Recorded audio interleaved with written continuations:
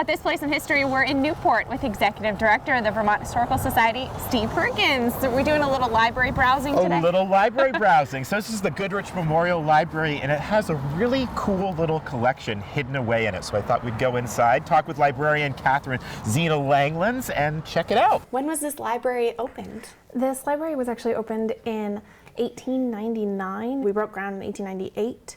It was built with the funds from the estate of Converse Goodrich.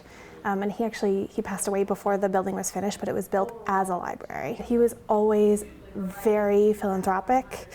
He wanted this to be a city center.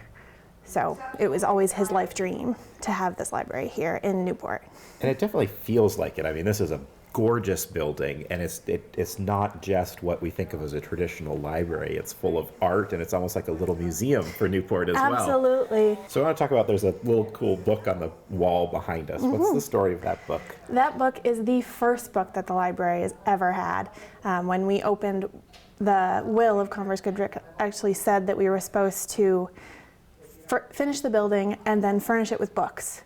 That's what came first, before the furnishings, before everything else. And so that was one of the first books bought with his estate. And what's behind us here? This is a bas relief donated in 1925 by the Newport Women's Club, which no longer exists, unfortunately. It was here during the first librarian's term. Now, I am fascinated by this huge case off to our left. I mean, just full of animals. Full of animals. The entire collection used to belong to a local lawyer. He donated it in the 1920s, which means every single bird in there is over 100 years old. We have a great American eagle. We also have an alligator.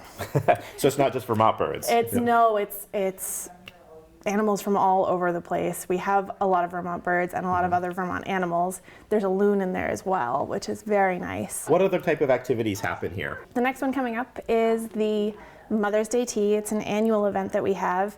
We have a couple of older women in the area who call it the event of the season. We also do a harvest fest with music. We do the same event again in February for Valentine's Day. We also host the Vermont Humanities First Wednesdays program here, which is lovely, happens through from October through May.